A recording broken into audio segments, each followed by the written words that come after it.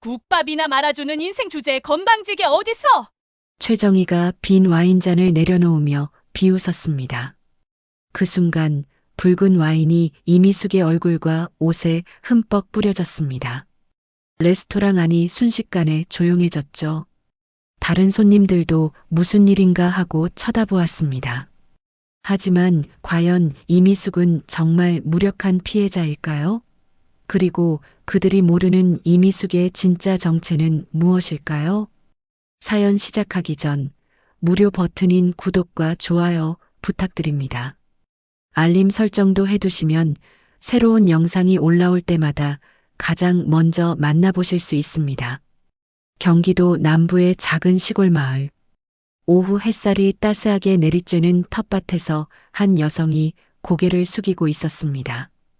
62세라는 나이가 무색하게 그녀는 여전히 부지런한 손놀림으로 상추잎을 하나하나 정성껏 따고 있었죠. 이미숙, 그녀의 이름이었습니다. 손끝에 묻은 흙을 털어내며 바구니에 담긴 채소들을 바라보는 그녀의 얼굴엔 소박한 만족감이 스며 있었습니다.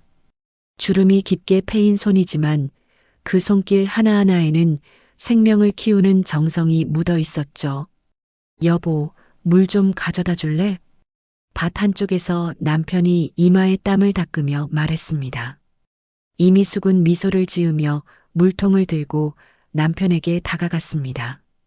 결혼한 지 35년이 넘었지만 여전히 서로를 아끼는 모습이 보기 좋았습니다. 오늘 토마토가 정말 잘 익었네요. 이웃집에도 좀 나눠드릴까요? 빨갛게 익은 토마토를 바라보며 말하는 그녀의 목소리는 평온했습니다. 남편은 고개를 끄덕이며 아내의 손을 잡았죠. 거칠어진 손이지만 그 안에 담긴 온기는 여전히 따뜻했습니다. 두 사람은 이런 평범한 일상을 무엇보다 소중하게 여겼습니다. 젊은 시절부터 함께 걸어온 길이 평탄하지만은 않았지만 서로를 의지하며 이겨낸 세월들이 있었거든요. 그 시간들이 쌓여 지금의 평온한 일상이 되었습니다. 이미숙은 호미로 잡초를 제거하며 생각에 잠겼습니다. 어릴 적 가난했던 시절, 어머니가 작은 텃밭에서 채소를 기르며 가족을 먹여 살리던 기억이 떠올랐죠. 그때는 그저 배고픔을 달래기 위한 것이었지만 지금은 마음의 평안을 찾기 위한 것이었습니다. 당신 요즘 부쩍 텃밭일에 빠져 있네. 남편이 미소를 지으며 말했습니다. 도시 생활할 때보다 훨씬 행복해 보여. 이미숙은 고개를 끄덕였습니다. 여기 있으면 마음이 편해져요. 아무도 저를 평가하지 않고 그저 있는 그대로 받아들여지는 것 같아서요. 사실 이미숙에게는 남편도 모르는 과거가 있었습니다. 학창 시절 가난한 집안 형편 때문에 친구들에게 놀림을 받았던 기억들 말입니다. 그 상처들은 세월이 흘러도 쉽게 지워지지 않았죠. 특히 최정이라는 이름만 들어도 가슴 한구석이 아려왔습니다. 고등학교 시절 가장 인기 있던 아이였고 동시에 자신을 가장 심하게 괴롭혔던 아이이기도 했거든요. 그때였습니다. 멀리서 우체부 아저씨가 오토바이를 타고 오는 모습이 보였습니다. 평소보다 빠른 속도로 달려오는 것이 뭔가 급한 일이 있는 것 같았죠. 이미숙 씨, 편지 왔어요. 등기로 온 거예요. 우체부는 흰 봉투 하나를 건네며 말했습니다. 등기라는 말에 이미숙은 약간 긴장했습니다. 혹시 무슨 중요한 일인가 싶어서 말이죠. 이미숙은 흙이 묻은 손을 앞치마에 닿고 조심스럽게 편지를 받았습니다. 발신일란을 보는 순간 그녀의 표정이 확연히 변했습니다. 최정희. 그 이름을 본 순간 시간이 멈춘 것 같았습니다. 가슴이 갑자기 두근거리기 시작했고 손에서는 식은 땀이 났죠. 고등학교 동창회 초대장이라고 적힌 글씨가 눈에 들어왔습니다. 편지를 든 손이 미세하게 떨렸습니다. 40년도 넘은 시간이 흘렀는데도 그 이름만으로 이런 반응이 나오다니 자신도 놀라웠습니다. 누구한테서 온 편지야?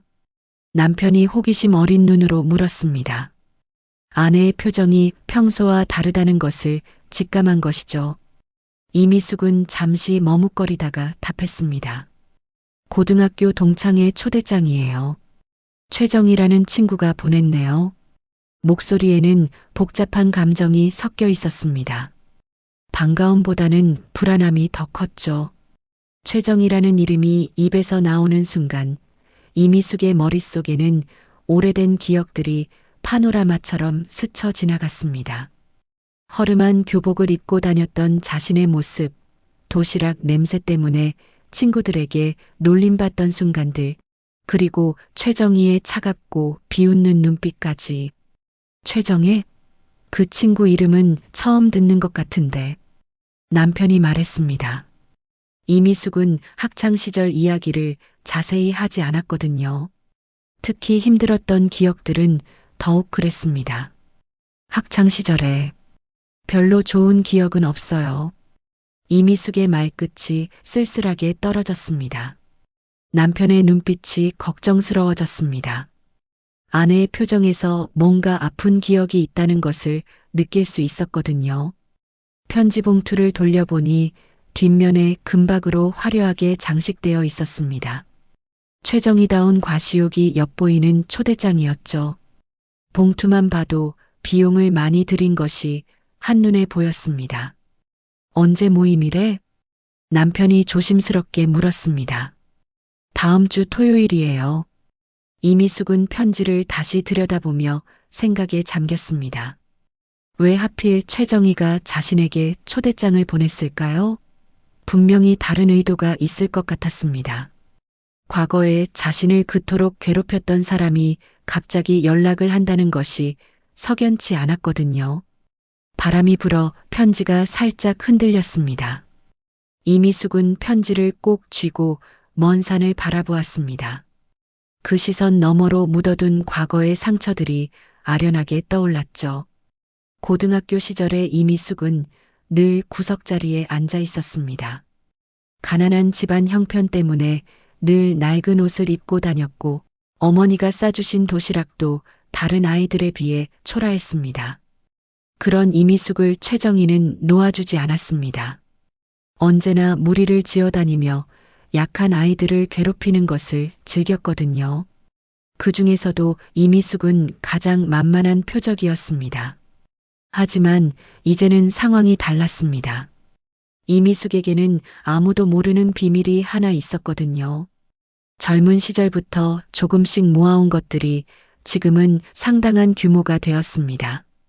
당신, 그래도 한 번쯤은 가봐도 좋을 것 같은데. 남편이 다시 말했습니다. 과거는 과거일 뿐이야. 이제는 당신도 당당한 사람이잖아. 남편의 격려에 이미숙은 작은 미소를 지었습니다.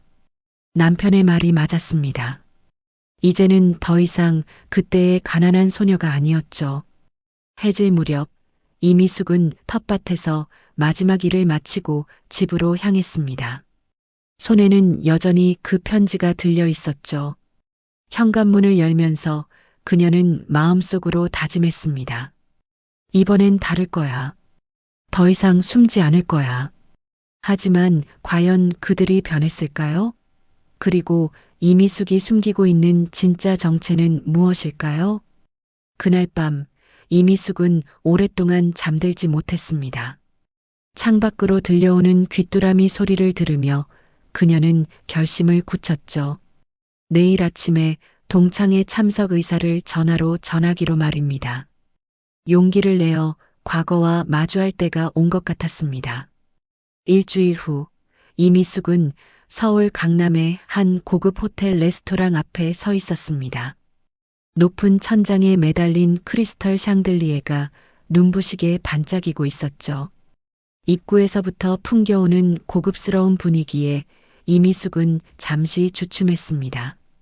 평소 입던 단정한 베이지색 재킷과 검은색 가방을 메고 있었지만 여전히 마음 한구석은 불안했죠. 과연 내가 이런 곳에 어울릴까? 하는 생각이 들었습니다. 문을 열고 들어서자 웨이터가 정중하게 인사했습니다. 어서 오십시오. 동창회 모임이신가요? 안쪽 프라이빗 룸으로 안내해 드리겠습니다. 복도를 따라 걸으며 이미숙은 양쪽으로 늘어선 고급 와인들과 화려한 장식들을 보았습니다. 확실히 보통 사람들이 오는 곳은 아니었죠. 최정희답게 과시욕이 대단한 장소를 골랐구나 하는 생각이 들었습니다. 프라이빗룸 문이 열리자 익숙하면서도 낯선 목소리들이 들려왔습니다. 어머, 미숙이 왔네. 최정희가 가장 먼저 이미숙을 발견하고 큰 소리로 말했습니다. 그녀는 머리부터 발끝까지 화려하게 치장하고 있었죠. 반짝이는 금목걸이와 명품 브랜드 로고가 선명한 핸드백, 그리고 값비싸 보이는 드레스까지. 온몸이 돈으로 치장되어 있다는 표현이 딱 맞았습니다. 어머, 우리 미숙이 정말 오래간만이네.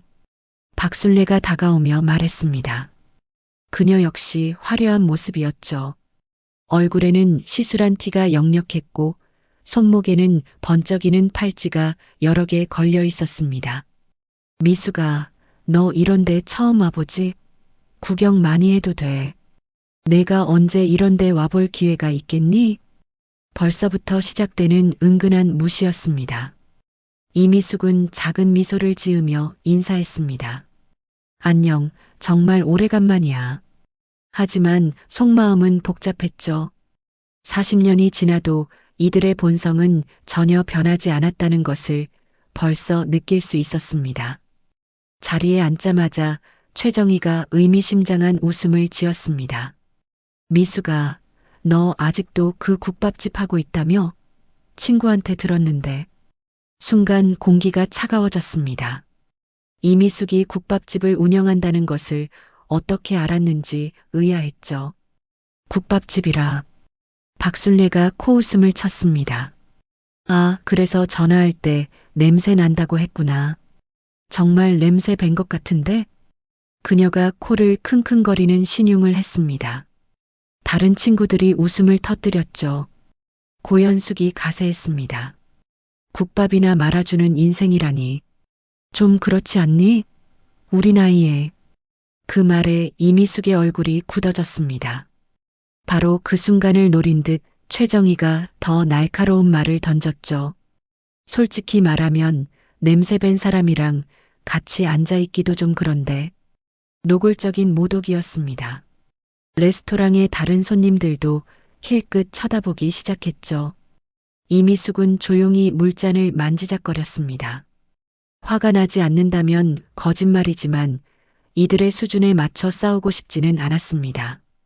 미숙아, 혹시 목욕탕도 제대로 안 가니? 박순례가 더 심한 말을 내뱉었습니다.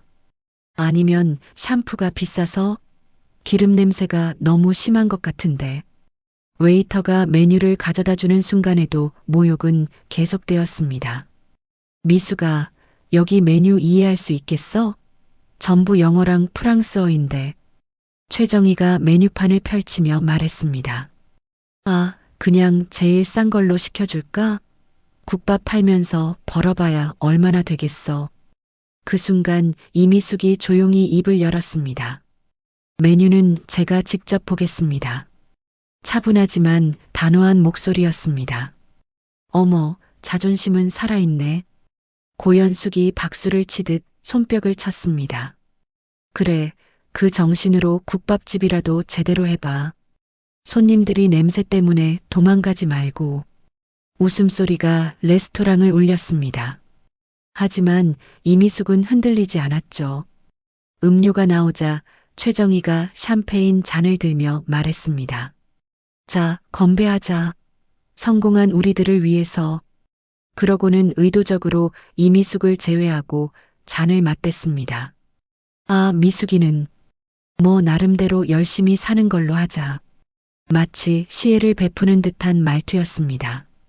대화는 곧 자랑 경연대회로 변했습니다. 우리 남편이 새 차 또 샀어. BMW 최신형으로. 우리는 제주도에 펜션 하나 더 매입했어. 임대 수익이 짭짤하더라. 모든 이야기가 돈과 성공에 관한 것들이었습니다. 그리고 그 끝에는 항상 이미숙을 향한 시선이 있었죠. 미숙아, 너는 뭐 특별한 계획 있어? 아, 국밥집 체인점이라도 낼 거야? 최정희의 말에 모든 사람이 배를 잡고 웃었습니다. 국밥 체인점? 상호는 뭐로 할 거야? 미숙이네 구린내 국밥. 박순례가 거들었습니다. 이미숙은 그저 조용히 앉아 있었습니다. 마치 폭풍우를 기다리는 바다처럼 고요했죠. 야, 미숙아. 우리 말 안 들려? 최정희의 목소리가 높아졌습니다. 아니면 기분 나빠? 사실대로 말한 건데 뭐가 기분 나빠? 그 순간 이미숙이 천천히 고개를 들었습니다. 그녀의 눈빛에는 이상한 여유가 흐르고 있었죠. 기분 나쁘지 않아. 오히려 재미있어. 조용하지만 의미심장한 말이었습니다. 자, 건배하자. 우리가 이렇게 모인 것도 인연이니까.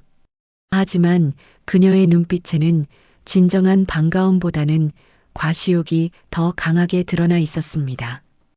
음식이 나오기 시작하자 대화의 주제는 자연스럽게 자랑거리로 옮겨갔습니다. 우리 딸이 해외 유학 중인데 학비만 1년에 몇 천씩 나가지만 뭐 어쩌겠어? 애 교육비는 아끼면 안 되잖아. 박순례가 겸손한 척하며 자랑했죠. 고연숙도 지지 않고 말했습니다. 우리는 강남에 아파트 하나 더 샀어. 투자용으로. 요즘 부동산이 워낙 좋잖아. 모든 대화가 돈과 지위에 관한 것들이었습니다. 이미숙은 조용히 음식을 먹으며 들었습니다. 때로는 미소를 지어 보였지만 마음속으로는 이들의 변하지 않은 모습에 씁쓸함을 느꼈죠. 학창 시절에도 이들은 늘 자신보다 못한 사람을 찾아 우월감을 느끼는데 익숙했었습니다. 미숙아, 너는 요즘 뭐하고 지내? 최정희가 다시 화살을 돌렸습니다. 아, 맞다. 시골에서 농사 짓는다고 했지? 힘들겠다. 요즘 농사도 돈이 안 된다던데. 가식적인 걱정을 표하며 말했죠. 이미숙은 차분하게 답했습니다.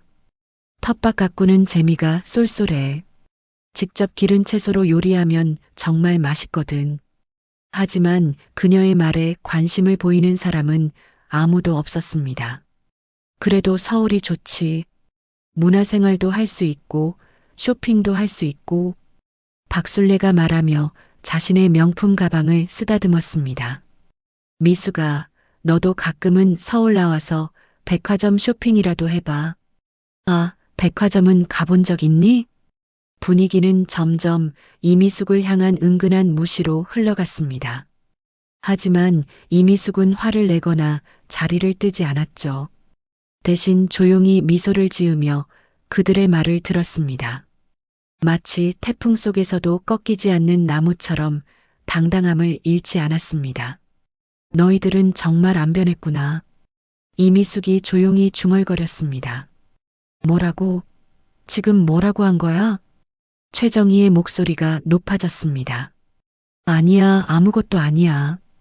이미숙이 고개를 저었지만 최정희는 이미 화가 나기 시작했습니다. 너 지금 우리를 무시하는 거야? 시골에서 농사나 짓는 주제에? 그 순간 레스토랑의 분위기가 급격히 차가워졌습니다.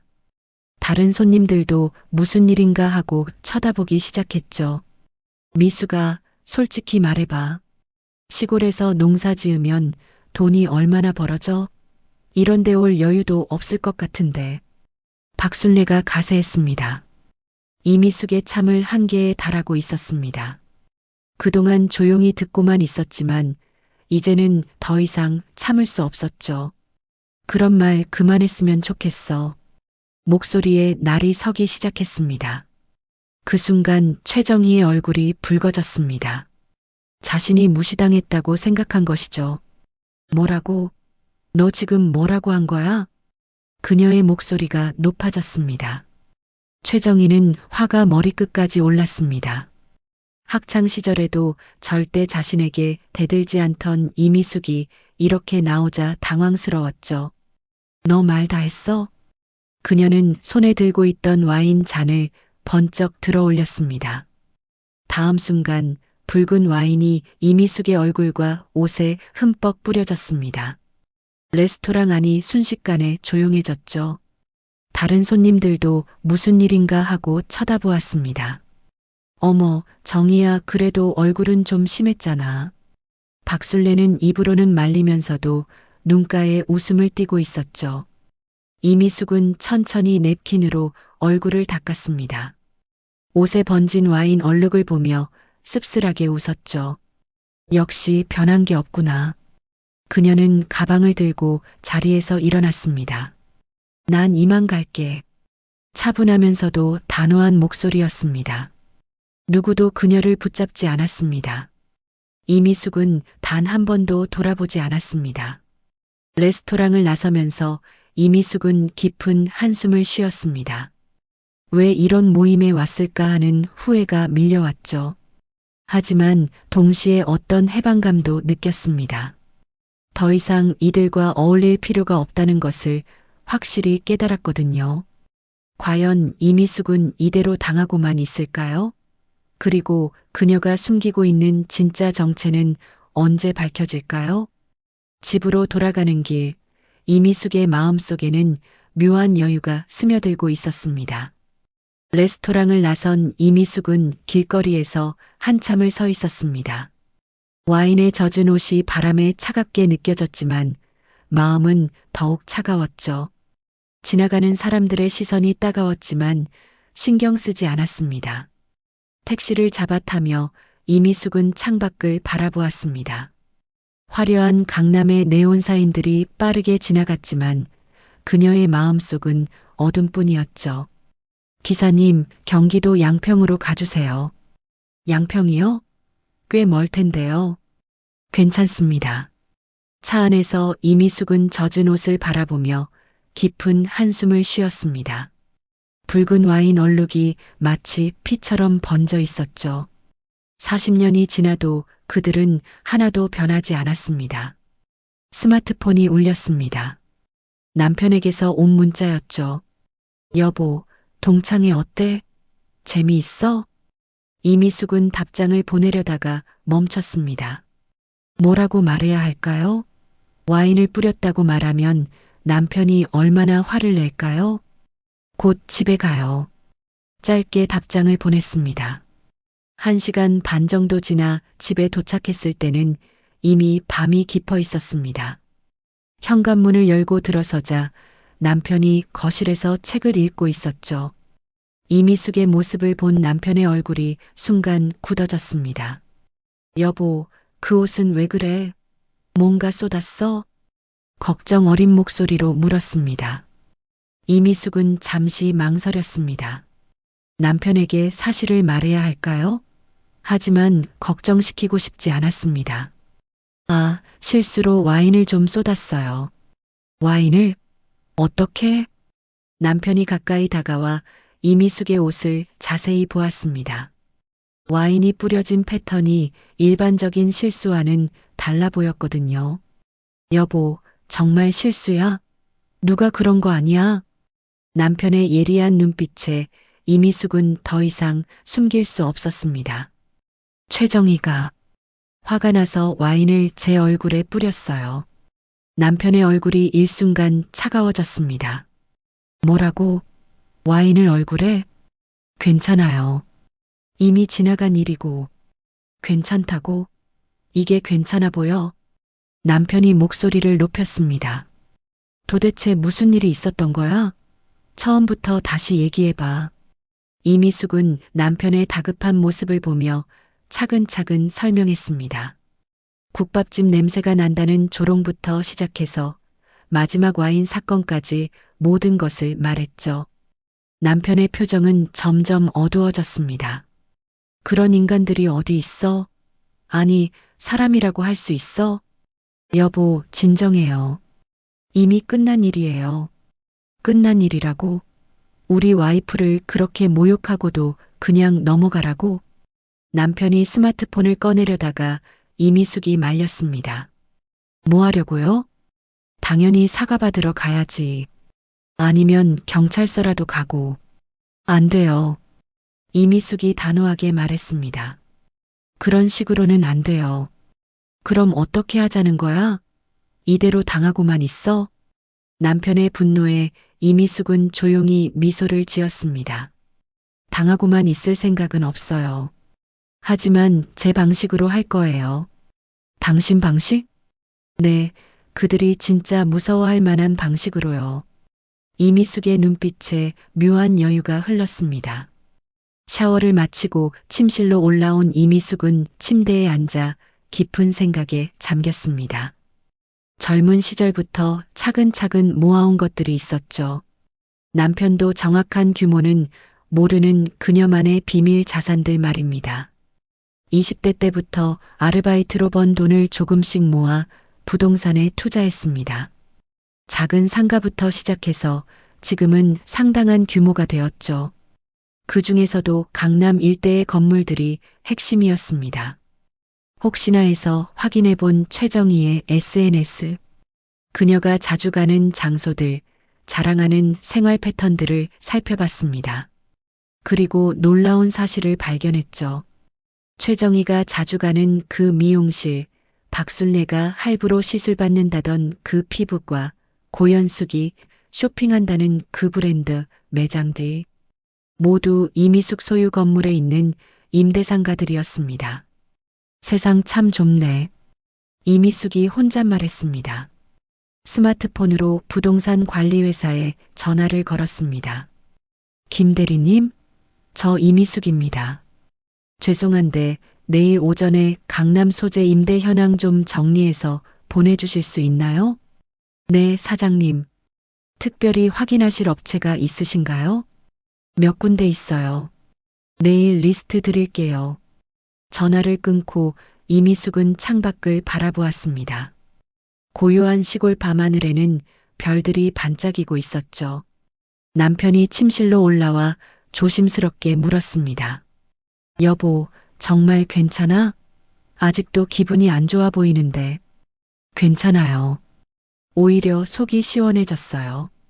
시원하다고? 네, 이제야 그들의 진짜 모습을 확실히 봤거든요. 이미숙이 남편의 손을 잡았습니다. 여보, 제가 그동안 모아둔 부동산들 있잖아요. 응, 알고 있어. 당신이 정말 대단한 게 그걸로 우리가 이렇게 편하게 살 수 있는 거니까. 그 중에 강남 쪽 건물들이 꽤 되거든요. 얼마나? 한 10여 개 정도? 남편이 놀란 표정을 지었습니다. 10개나? 나도 모르는 게 그렇게 많았어? 조용히 늘려왔거든요. 그런데 오늘 우연히 발견한 게 있어요. 이미숙의 눈빛이 반짝였습니다. 그들이 자주 가는 곳들이 대부분 제 건물 안에 있더라고요. 정말? 네, 참 신기하죠? 남편은 아내의 미소를 보며 무언가 계획이 있다는 것을 직감했습니다. 당신 혹시 뭔가 꾸미고 있는 거 아니야? 꾸민다기보다는 진실을 알려주려고요. 진실? 네, 누가 진짜 국밥이나 말아주는 인생인지 말이에요. 그날 밤 이미숙은 오랜만에 깊이 잠들었습니다.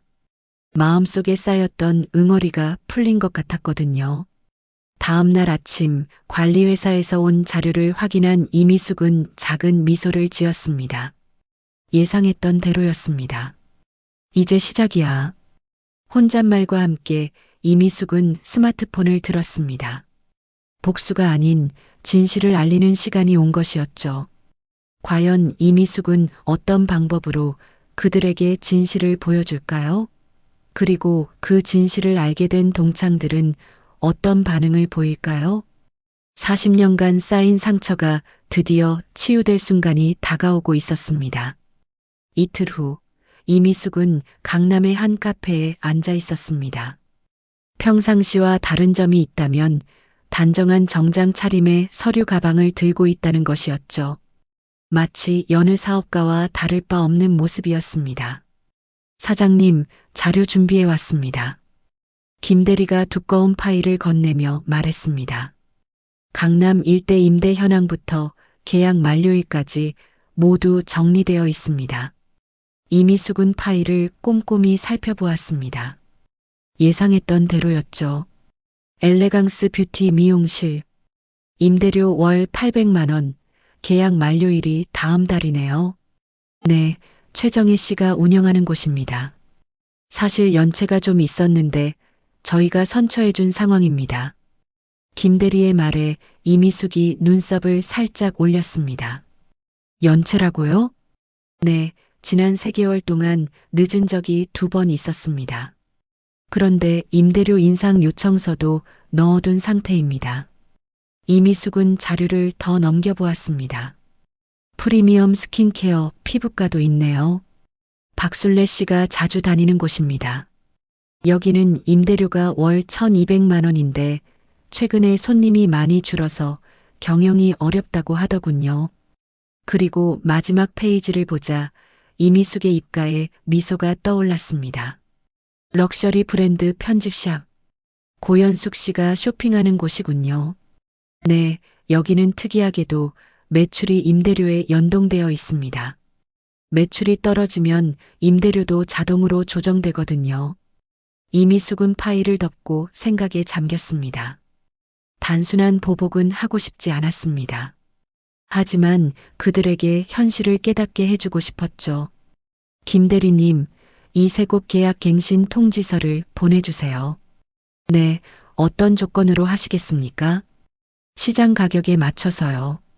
강남 임대료가 많이 올랐잖아요. 김 대리가 계산기를 두드렸습니다. 그럼 미용실은 월 1,200만 원, 피부과는 1,800만 원, 편집샵은 기존 조건 유지하되 매출 연동 비율을 높이는 걸로 하겠습니다. 좋네요. 그리고 하나 더, 통지서에는 건물주 이름을 정확히 명시해 주세요. 이미숙님으로요? 네, 이미숙으로요. 그날 오후 최정희의 미용실에 택배가 도착했습니다. 고급스러운 봉투에 임대차 계약 갱신 통지서라고 적혀 있었죠. 언니, 무슨 편지예요? 직원이 물었습니다. 아, 건물주한테서 온 것 같네. 최정희는 별 생각 없이 봉투를 뜯었습니다. 하지만 내용을 읽는 순간 얼굴이 창백해졌죠. 임대료 인상. 월 800만 원에서 1,200만 원으로. 그것만으로도 충격적이었지만 더 큰 충격은 따로 있었습니다. 건물주 이미숙. 그 이름을 본 순간 최정희는 눈을 의심했습니다. 이미숙? 설마. 손이 덜덜 떨리기 시작했습니다. 혹시나 해서 다시 확인해 봤지만 분명히 이미숙이라고 적혀 있었습니다. 급히 박순례에게 전화를 걸었습니다. 순례야, 너 혹시 피부과에서 이상한 편지 받았어? 어떻게 알았어? 방금 받았는데 임대료 인상한다고. 건물주 이름 확인해봐. 건물주? 잠깐만. 이미숙이라고 되어 있는데? 전화기 너머로 침묵이 흘렀습니다. 정희야, 설마 우리가 아는 그 이미숙이야? 모르겠어. 동명이인일 수도 있고. 하지만 두 사람 모두 불안한 예감이 들었습니다.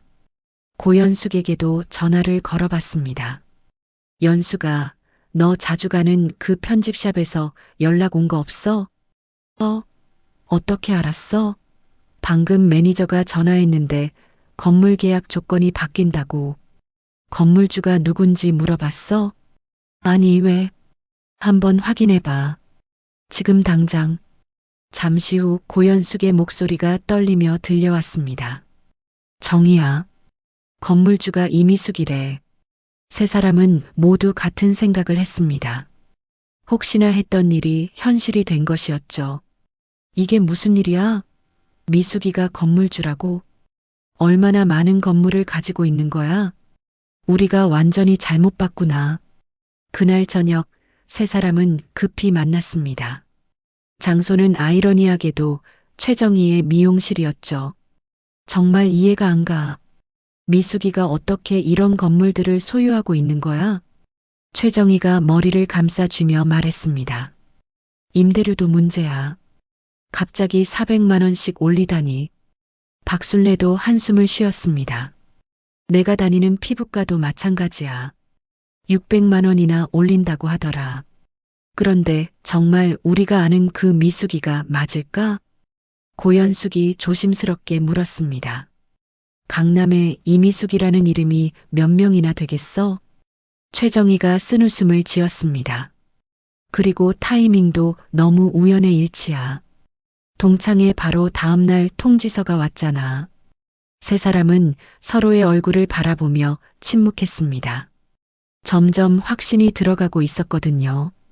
그럼 우리가 그동안 진짜 건물주한테 그런 말을 한 거야? 박순례의 목소리가 떨렸습니다. 국밥이나 말아주는 인생이라고. 최정희도 창백한 얼굴로 중얼거렸습니다. 그때 최정희의 스마트폰이 울렸습니다. 모르는 번호였죠. 여보세요? 최정혜 씨 맞으시죠? 저는 김대리라고 합니다. 이미숙 사장님 부동산 관리를 담당하고 있습니다. 최정희의 얼굴이 더욱 하얘졌습니다. 혹시 임대료 인상 건으로 문의사항이 있으시면 언제든 연락 주세요. 참고로 사장님께서는 오래된 임차인분들께는 특별히 배려해 주시는 편입니다. 아, 네. 그리고 사장님께서 전해달라고 하신 말씀이 있습니다. 최정희가 숨을 죽이고 들었습니다. 앞으로도 좋은 관계 유지했으면 좋겠다고 하시네요. 그럼 좋은 하루 되세요. 전화가 끊어진 후 미용실은 정적에 휩싸였습니다. 이제 확실해졌어. 최정희가 힘없이 말했습니다. 우리가 그동안 얼마나 바보같이 굴었는지. 박순례가 고개를 숙였습니다. 미숙이는 우리가 어디서 뭘 하는지 다 알고 있었던 거야. 고현숙의 목소리도 떨렸습니다. 세 사람은 그제야 깨달았습니다. 그들이 그동안 무시하고 조롱했던 이미숙이 사실은 자신들보다 훨씬 큰 성공을 이룬 사람이었다는 것을 말이죠. 그럼 우리는 어떻게 해야 해? 임대료 인상분을 감당할 수 있을까? 아니면 다른 곳으로 옮겨야 하나? 하지만 강남에서 이보다 좋은 조건의 자리를 찾기는 쉽지 않았습니다. 더욱이 지금까지 쌓아온 단골 손님들을 잃는 것도 큰 손실이었죠. 결국 그들이 내린 결론은 하나였습니다. 이미숙에게 사과해야 한다는 것이었습니다. 과연 그들의 사과를 이미숙은 어떻게 받아들일까요? 그리고 이것이 진짜 이미숙의 계획의 전부일까요? 한편 이미숙은 집에서 남편과 함께 저녁을 먹으며 잔잔한 미소를 짓고 있었습니다. 오늘 하루 어땠어? 남편이 물었습니다. 생각보다 재미있었어요. 이미숙의 대답에는 묘한 여유가 흘렸습니다. 다음 날 오전, 이미숙은 텃밭에서 상추를 따고 있었습니다. 평온한 일상이었지만 스마트폰이 계속 울려댔죠. 모두 모르는 번호들이었습니다. 여보세요? 미숙아, 나 정희야. 최정희의 목소리는 평소와 달리 초조해 보였습니다. 아, 정희야. 무슨 일이야? 이미숙은 일부러 아무것도 모르는 듯 물었습니다. 그게 혹시 시간 있으면 만날 수 있을까? 할 얘기가 있어서. 갑자기 무슨 일인데? 전화로는 좀 직접 만나서 얘기했으면 좋겠어. 이미숙은 잠시 생각했습니다. 예상했던 반응이었죠. 그럼 오후에 우리 집 근처 카페에서 만날까? 아니야. 우리가 갈게. 주소만 알려줘. 최정희의 다급함이 전화기를 통해서도 느껴졌습니다. 몇 시간 후 이미숙의 집 앞에 고급 외제차 한 대가 멈춰 섰습니다. 최정희, 박순례, 고현숙이 모두 함께 왔었죠. 평소와 달리 화려한 차림은 온데간데없고 수수한 옷차림이었습니다. 어서 와, 들어와. 이미숙이 현관에서 반갑게 맞이했습니다. 거실에 앉은 세 사람의 표정은 어색했습니다. 이미숙의 집 내부를 둘러보니 생각보다 소박했거든요. 차 마실래? 직접 기른 허브로 우린 차야. 고마워. 최정희가 어색하게 답했습니다. 차를 마시며 한동안 어색한 침묵이 흘렀습니다. 그러다 최정희가 먼저 입을 열었죠. 미수가 솔직히 말할게. 우리가 어제 임대료 인상 통지서를 받았어. 아, 그래. 요즘 강남 임대료가 많이 올랐다더라. 이미숙은 여전히 담담했습니다. 그런데 건물주가 너더라. 박술래가 조심스럽게 말했습니다. 이미숙은 차를 한 모금 마시고 답했습니다. 맞아. 그게 뭐 어때서? 너무나 자연스러운 반응에 세 사람이 당황했습니다. 어때서라니? 우리가 그걸 몰랐잖아. 고현숙이 목소리를 높였습니다. 알았으면 뭐가 달라졌을까? 이미숙의 반문에 세 사람은 말문이 막혔습니다. 사실 알았다고 해서 태도가 달라졌을 리는 없었거든요. 미수가 우리가 동창회에서 너무 심했던 것 같아. 최정희가 사과하는 듯 말했지만 진심이 느껴지지는 않았습니다. 그런데 임대료를 갑자기 그렇게 많이 올리는 건 좀 심하지 않아? 박술래가 불만을 터뜨렸습니다. 우리도 사업하는 사람들이야. 갑자기 그렇게 올리면 어떻게 감당해? 이미숙의 눈빛이 차가워졌습니다. 심하다고? 그래. 400만 원, 600만 원씩 올리는 게 말이 돼? 우리가 그동안 밀린 적도 없었는데. 고현숙도 가세했습니다. 너 설마 동창회 일 때문에 이런 거 아니지? 그럼 너무 치사한 거 아니야? 그 순간 이미숙이 천천히 차잔을 내려놓았습니다. 치사하다고? 그래. 사업적인 일과 개인적인 감정을 섞는 건 잘못된 거야. 최정희가 목소리를 높였습니다. 우리가 잘못한 건 인정해. 그런데 이런 식으로 보복하는 건 어른답지 못하지 않아? 이미숙은 잠시 그들을 바라보았습니다. 여전히 자신들이 잘못했다는 걸 진정으로 인정하지 않고 있었죠. 보복이라? 그럼 뭐야? 하필 동창회 다음 날 통지서가 온 게 우연의 일치야? 박술래가 따져 물었습니다. 우리도 생각해 보니까 너무 뻔하더라고. 감정적으로 이런 일하면 안 되는 거야. 이미숙이 조용히 웃었습니다. 그럼 너희는 뭘 원하는 거야? 당연히 임대료 원상복구지. 고현숙이 당당하게 말했습니다. 우리가 사과했으니까 이제 끝이야. 임대료는 예전대로 유지해줘. 그리고 앞으로는 이런 식으로 사업에 개인 감정 끌어들이지 말고. 최정희도 거들었습니다. 이미숙은 그들의 말을 조용히 들었습니다. 그리고는 천천히 입을 열었죠. 재미있네. 뭐가? 너희는 아직도 이게 감정적인 일이라고 생각하는구나. 이미숙이 스마트폰을 꺼내 뭔가를 보여주었습니다. 이게 뭔지 알아? 화면에는 부동산 시세 자료가 떠 있었습니다. 강남 상가 임대료 시세야. 너희가 계약한 금액이 시세보다 얼마나 저렴한지 봐봐. 세 사람이 화면을 들여다보았습니다. 정말로 시세보다 훨씬 저렴했던 것이죠. 그동안 내가 시세보다 30% 저렴하게 임대료를 받았어. 지금 인상하는 것도 시세 수준으로 맞추는 거고. 그럼 정말 감정적인 게 아니라는 거야? 박술래가 당황하며 물었습니다. 물론 타이밍은 우연의 일치가 아니지. 이미숙이 솔직하게 말했습니다. 동창회에서 너희 태도를 보고 깨달았거든. 내가 너무 선량하게 살았구나 하고. 무슨 뜻이야? 시세보다 저렴하게 받아줬는데 그 고마움은커녕 오히려 무시당했잖아. 이미숙의 목소리에 서운함이 묻어 있었습니다.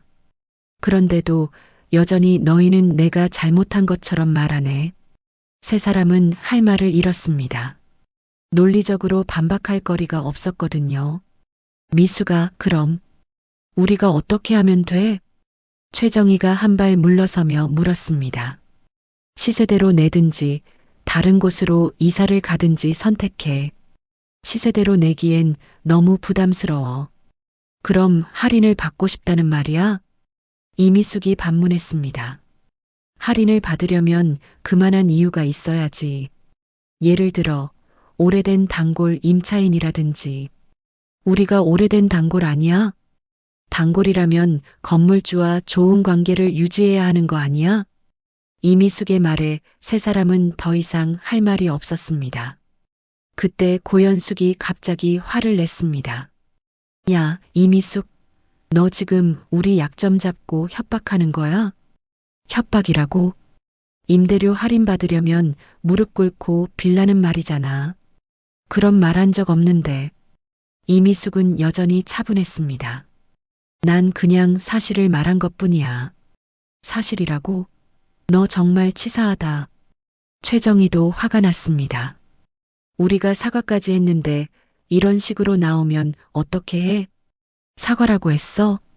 이미숙이 묻자 세 사람이 멈칫했습니다. 언제 진심으로 사과했지? 나한테 와인 뿌린 일에 대해서, 국밥 냄새 난다고 한 일에 대해서 한 번이라도 제대로 사과했어? 침묵이 흘렀습니다. 오히려 내가 감정적이라고, 치사하다고, 어른답지 못하다고 했잖아. 이미숙의 목소리에 실망감이 묻어 있었습니다. 그게 우리도 자존심이 있잖아. 박술래가 변명했지만 설득력이 없었습니다. 자존심이라. 이미숙이 한숨을 쉬었습니다. 그럼 난 자존심이 없는 사람이야? 결국 세 사람은 아무 성과 없이 돌아갈 수밖에 없었습니다. 오히려 상황을 더 악화시킨 격이 되었죠. 우리가 너무 성급했나? 차 안에서 최정희가 중얼거렸습니다. 이제 어떻게 해? 일단 임대료는 어떻게든 내야겠어. 버틸 수 있을 때까지. 하지만 그들도 알고 있었습니다. 이미숙이 진짜로 화났다는 것을, 그리고 이것이 끝이 아니라는 것을 말이죠. 과연 이미숙의 다음 수는 무엇일까요? 그리고 동창들은 이 위기를 어떻게 넘길 수 있을까요? 한편 이미숙은 그들을 배웅한 후 남편에게 전화를 걸었습니다. 여보, 예상했던 대로네요. 뭐가? 아직도 자신들이 뭘 잘못했는지 모르고 있어요. 이미숙의 목소리에는 묘한 아쉬움이 섞여 있었습니다. 한 달이 지났습니다. 최정희의 미용실은 매출이 급감하고 있었죠. 임대료 인상분을 감당하기 위해 시술 가격을 올렸더니 단골 고객들이 하나둘 떠나기 시작한 것입니다. 언니, 이번 달도 적자예요. 직원이 걱정스러운 표정으로 말했습니다. 새로운 곳으로 이사를 고려해봐야 하는 거 아닌가요? 최정희는 고개를 저었습니다. 강남에서 이만한 위치를 찾기란 쉽지 않았거든요. 게다가 이사 비용도 만만치 않았습니다. 조금만 더 버텨보자. 뭔가 방법이 있을 거야. 하지만 마음은 무거웠습니다. 그때 박순례에게서 전화가 왔습니다. 정희야, 큰일 났어. 왜? 무슨 일이야? 피부과에 갔더니 큰일 났어. 지난번 시술 부작용으로 얼굴이 이상해졌는데 병원에서는 책임 못 진다는 거야. 박술래의 목소리가 떨리고 있었습니다. 부작용이라고? 응, 보톡스 때문에 얼굴이 좀 이상해졌어. 그런데 병원에서는 원래 있을 수 있는 일이라며 책임질 수 없다는 거야. 최정희는 순간 머리가 아팠습니다. 설상가상이었죠. 그럼 어떻게 하려고? 다른 병원에서 재시술 받으려면 몇백만 원이 든다는데 돈이 어디 있어? 박술래가 울먹이며 말했습니다. 게다가 그 피부과도 임대료 때문에 문 닫을 위기래. 환자들이 다 떠나고 있다는 거야. 전화를 끊고 최정희는 깊은 한숨을 쉬었습니다. 모든 것이 꼬여가고 있었습니다. 그날 저녁 세 사람은 다시 만났습니다. 이번에는 고급 레스토랑이 아닌 동네 치킨집이었죠. 경제 사정이 어려워진 탓이었습니다. 연숙이 너는 어때? 최정희가 물었습니다. 나도 마찬가지야. 편집샵 매출이 떨어져서 임대료가 자동으로 줄긴 했는데 그래도 적자는 마찬가지야. 고연숙이 푸념했습니다. 우리 모두 미숙이한테 당한 것 같아. 그런데 정말 우리가 잘못한 걸까? 박술래가 조심스럽게 물었습니다. 동창회에서 좀 심했긴 했지만 그렇다고 이렇게까지 할 필요가 있나? 최정희가 고개를 저었습니다. 아니야, 미숙이가 너무 심한 거야. 이건 명백한 보복이라고. 그때 고현숙이 뭔가 떠오른 듯 말했습니다. 잠깐만, 나 좋은 생각이 있어. 뭔데? 우리가 다른 동창들한테 이 얘기를 퍼뜨리는 거야. 미숙이가 사업적 지위를 이용해서 개인적 감정으로 보복하고 있다고. 최정희의 눈이 번뜩였습니다. 맞아. SNS에도 올리고 동창회 단체 카톡에도 공유하고. 그럼 미숙이 평판이 나빠질 거야. 아무리 돈이 많아도 평판이 나빠지면 사업에 타격이 있을 거라고. 세 사람은 마치 좋은 수를 찾은 것처럼 기뻐했습니다. 그런데 누가 먼저 할래? 잠시 침묵이 흘렀습니다. 막상 직접 나서기는 부담스러웠거든요. 내가 할게. 최정희가 결심한 듯 말했습니다. 어차피 난 이미 망가질 대로 망가졌어. 더 잃을 것도 없고. 그날 밤 최정희는 SNS에 긴 글을 올렸습니다. 동창회에서 작은 오해가 있었을 뿐인데 사업적 지위를 악용해서 개인적 보복을 하는 사람이 있습니다. 임대료를 일방적으로 올려서 선량한 상인들을 쫓아내려고 하네요. 이런 게 정말 옳은 일일까요? 그리고 동창회 단체 카톡방에도 비슷한 내용을 올렸죠. 다음 날 아침 이미숙의 스마트폰이 연달아 울렸습니다. 미숙아, SNS 봤어? 정희가 너에 대해서 이상한 글 올렸던데? 미숙아, 단톡방 확인해봐. 무슨 일이야? 여러 동창들에게서 연락이 왔습니다. 이미숙은 천천히 최정희의 글을 읽어보았습니다. 예상했던 반응이었죠. 남편이 옆에서 걱정스럽게 물었습니다. 여보, 괜찮아? 이런 식으로 소문 퍼뜨리면 기분 나쁘지 않아? 괜찮아요. 오히려 좋은 기회인 것 같아요. 이미숙의 답변에 남편이 의아해했습니다. 좋은 기회라고? 이제 정말 끝장을 볼 때가 된 것 같아요. 이미숙이 스마트폰을 들고 전화를 걸었습니다. 여보세요, 김 대리님? 강남 동창회 레스토랑 사장님 연락처 좀 알 수 있을까요? 아, 그 고급 레스토랑 말씀이시죠? 네, 보내드리겠습니다. 전화를 끊고 이미숙은 미소를 지었습니다. 여보, 오늘 저녁에 특별한 저녁 식사하러 갈까요? 어디로? 한 달 전에 갔던 그 레스토랑이요. 남편이 놀란 표정을 지었습니다. 거기는 왜? 좋지 않은 기억이 있는 곳인데. 이번에는 다를 거예요. 그날 저녁 최정희는 동창들에게서 여러 연락을 받고 있었습니다. 정희야, 정말 미숙이가 그렇게 했어? 너무 심한 거 아니야? 동창인데 그럴 필요까지 있나? 최정희는 동조하는 목소리들을 들으며 기분이 좋아졌습니다. 계획이 성공한 것 같았거든요. 그러게 말이야. 우리가 뭘 그렇게 잘못했다고. 그때 박순례에게서 급한 전화가 왔습니다. 정희야, 큰일 났어. 또 무슨 일이야? 미숙이가 그 레스토랑에 있다는 거야. 레스토랑? 어느 레스토랑? 우리가 한 달 전에 동창회 했던 그곳. 최정희의 얼굴이 굳어졌습니다. 뭐하러? 모르겠어. 그런데 사장이 엄청 정중하게 모시고 있다던데? 정중하게? 이상한 예감이 들었습니다. 우리도 가볼까? 지금? 응, 뭔가 이상해. 세 사람은 급히 그 레스토랑으로 향했습니다. 레스토랑에 도착해보니 정말로 이미숙이 남편과 함께 저녁을 먹고 있었습니다. 그런데 분위기가 이상했죠. 어서 오십시오.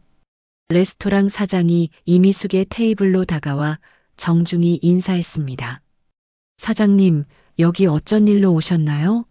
오셨으면 미리 말씀하시지. 그 순간 최정희와 박술래, 고현숙의 얼굴이 창백해졌습니다. 사장님? 최정희가 중얼거렸습니다. 레스토랑 사장이 계속 말했습니다.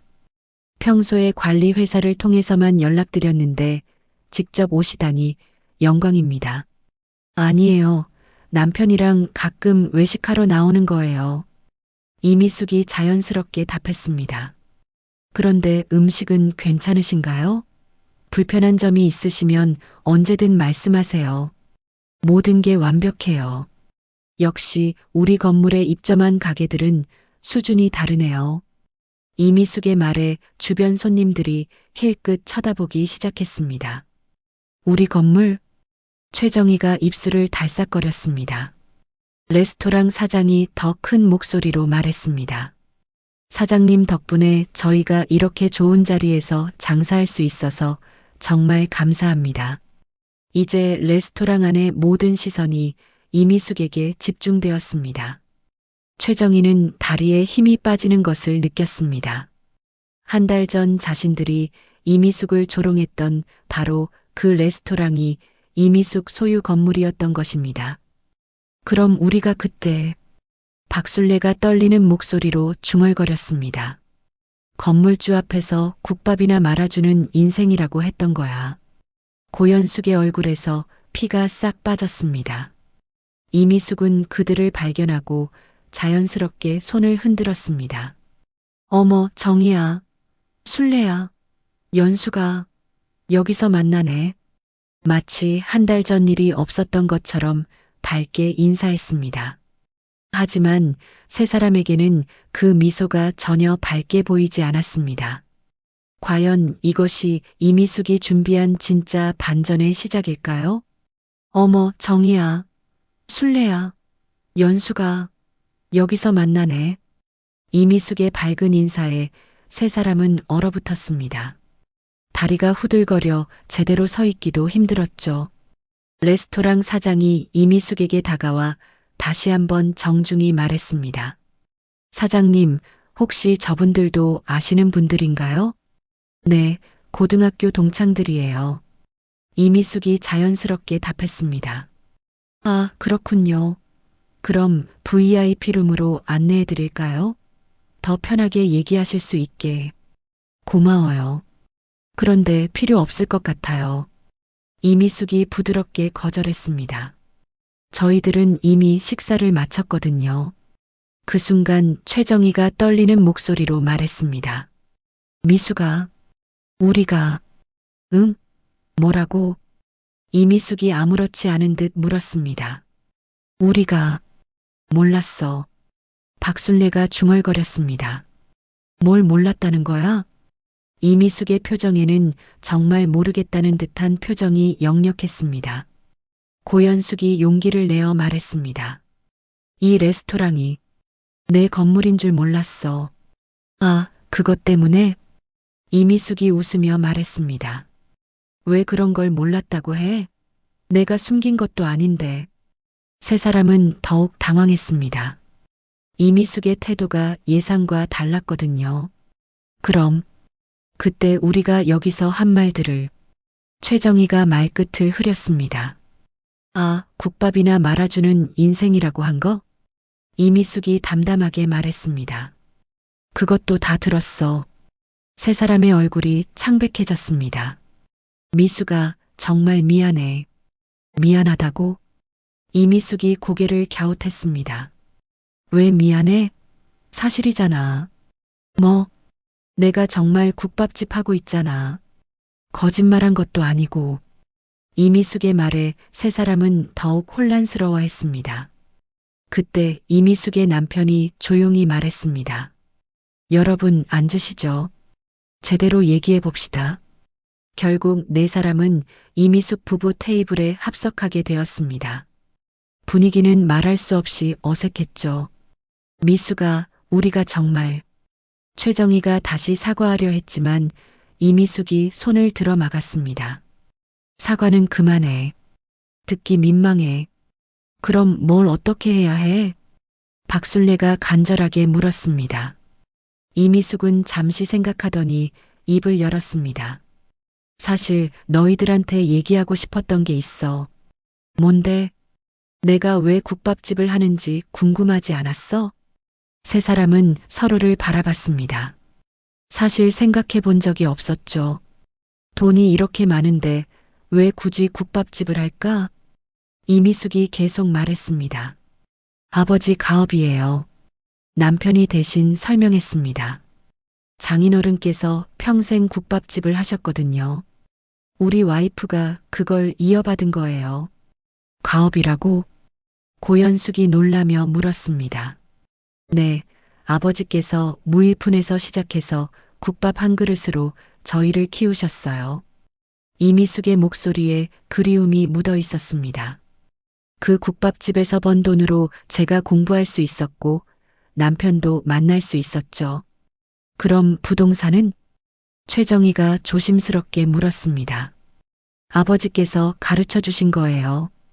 장사는 자리가 제일 중요하다고, 그래서 조금씩 부동산을 사모으라고 하셨거든요.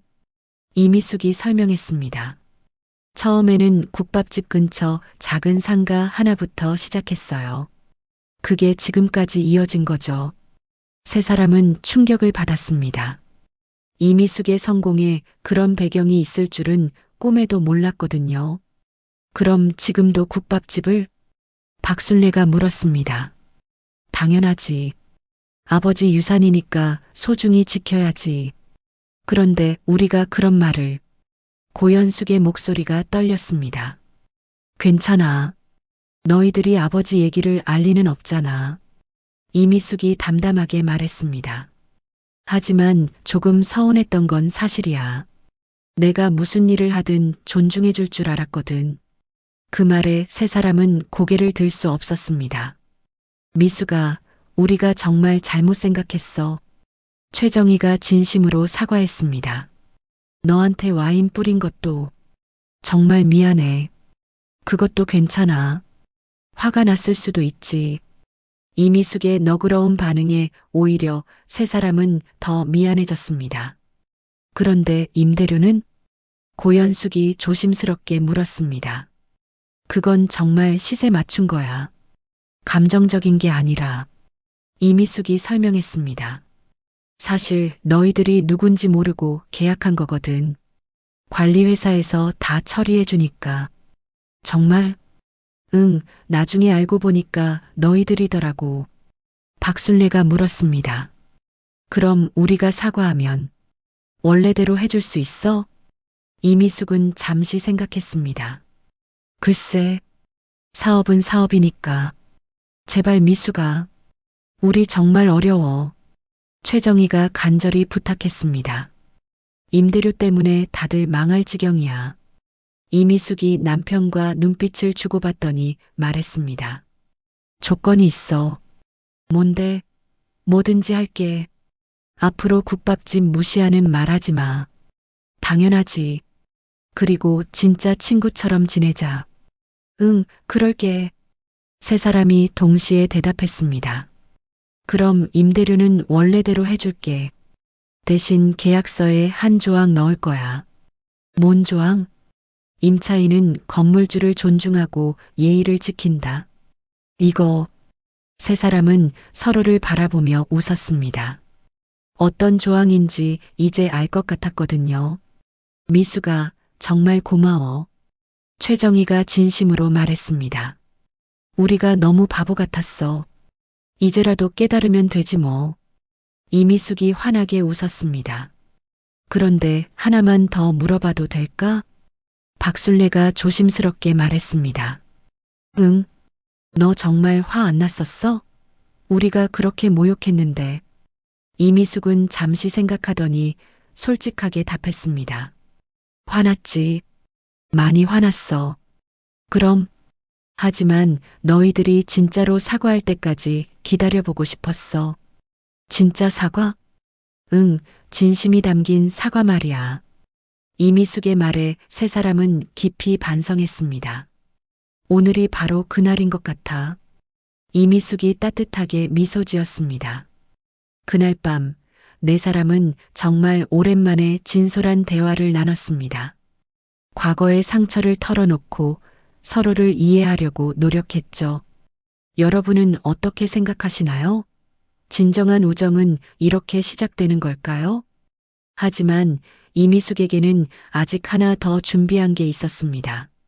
과연 그것은 무엇일까요? 한 달 후, 이미숙의 국밥집에는 익숙한 얼굴들이 보였습니다. 최정희, 박술래, 고연숙이 테이블에 앉아 뜨거운 국밥을 호호 불며 먹고 있었죠. 와, 이 국밥 진짜 맛있다. 최정희가 감탄하며 말했습니다. 왜 진작 안 와봤을까? 그러니까 말이야. 우리가 얼마나 바보 같았는지. 박술래가 고개를 저으며 대답했습니다. 이미숙이 앞치마를 두른 채 그들에게 다가왔습니다. 어때? 입에 맞아? 정말 맛있어. 아버님이 이런 맛을 내셨구나. 고연숙이 진심으로 말했습니다. 고마워. 아버지가 들으셨으면 좋아하셨을 텐데. 이미숙의 얼굴에 그리움이 스쳤습니다. 미숙아, 그런데 정말 신기해. 최정희가 국밥집을 둘러보며 말했습니다. 이렇게 작은 곳에서 그 큰 성공이 시작된 거야? 응, 여기가 시작점이었어. 이미숙이 자랑스럽게 대답했습니다. 아버지께서 새벽 4시에 일어나서 육수 끓이시고 밤늦게까지 정리하시던 모습이 아직도 생생해. 세 사람은 조용히 이미숙의 이야기를 들었습니다. 그 모습을 보면서 배웠어.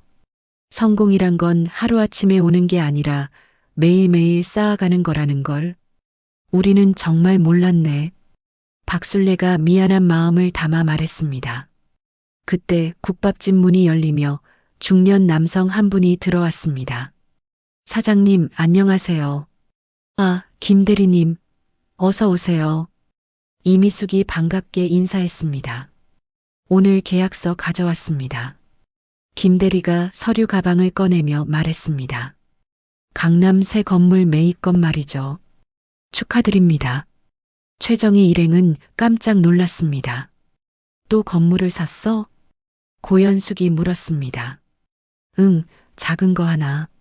국밥집 벌이로는 힘들지만 부동산 수익으로 가능하더라고. 이미숙이 웃으며 답했습니다. 계약을 마친 김 대리가 국밥을 주문했습니다. 역시 여기 국밥이 최고예요. 사장님 성격을 닮아서 그런가 정말 따뜻한 맛이에요. 고마워요. 천천히 드세요. 이미숙이 국밥을 내주며 말했습니다. 점심시간이 끝날 무렵 세 친구는 계산을 하려 했습니다. 미수가 얼마야? 됐어. 그냥 먹어. 안 돼. 돈은 내야지. 최정희가 고집했습니다. 친구라고 공짜로 먹으면 안 되지. 정말? 당연하지. 우리도 이제 제대로 된 손님이야. 이미숙이 미소를 지으며 계산을 받았습니다. 그럼 다음 주에도 올 거야? 당연하지. 이제 단골 될 거야. 박술래가 활짝 웃으며 답했습니다. 세 사람이 나간 후 이미숙은 혼자 국밥집을 정리했습니다. 그때 남편이 들어왔죠. 여보, 어떻게 됐어? 친구들이랑 잘 지내는 것 같던데? 네, 정말 달라졌어요. 이미숙이 만족스럽게 대답했습니다. 이제야 진짜 친구가 된 것 같아요. 다행이네. 그런데 정말 화 안 났었어? 그렇게 모욕당했는데. 남편이 조심스럽게 물었습니다. 화났죠. 하지만 복수하고 싶지는 않았어요.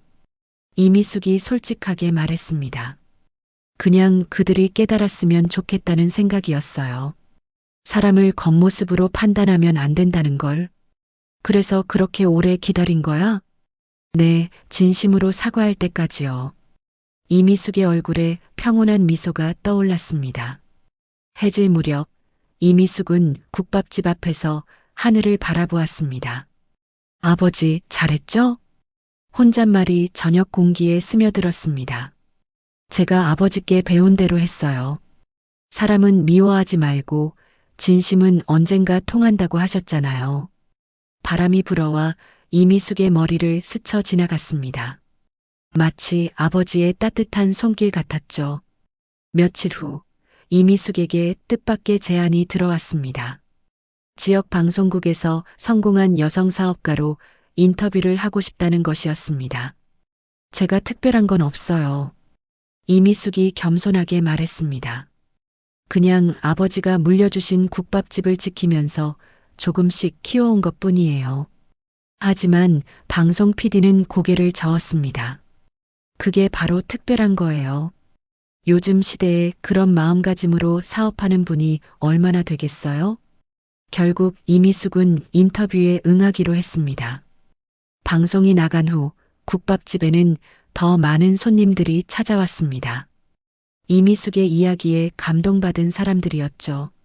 정말 대단하세요. 이런 마음으로 사업하시는 분이 계시다니. 국밥도 맛있지만 사장님의 마음이 더 따뜻해요. 칭찬의 말들이 이어졌지만 이미숙은 여전히 겸손했습니다. 감사합니다. 그냥 제가 할 수 있는 일을 한 것뿐이에요. 어느 날 저녁 최정희가 혼자 국밥집을 찾았습니다. 미숙아, 혼자 와봤어. 어서 와, 무슨 일이야? 그냥 고마운 마음을 전하고 싶어서. 최정희가 진심을 담아 말했습니다. 너 덕분에 내가 많이 변했어. 사람을 보는 눈도 달라졌고. 다행이네. 정말 고마워, 미숙아. 내가 있어서 우리가 더 나은 사람이 될 수 있었어. 두 사람은 따뜻한 국밥을 앞에 두고 오랫동안 이야기를 나눴습니다. 지금도 이미숙의 국밥집에서는 따뜻한 이야기들이 계속 이어지고 있습니다. 작은 친절과 진심이 만들어낸 기적 같은 이야기 말이죠. 진정한 성공이란 무엇일까요? 아마도 이미숙처럼 자신의 뿌리를 잊지 않으면서도 다른 사람들에게 따뜻함을 나눠주는 것이 아닐까요? 오늘의 이야기 어떠셨나요? 구독과 알림 설정 잊지 마시고 여러분의 따뜻한 댓글 하나가 정말 큰 힘이 됩니다. 함께 해주셔서 진심으로 감사드립니다.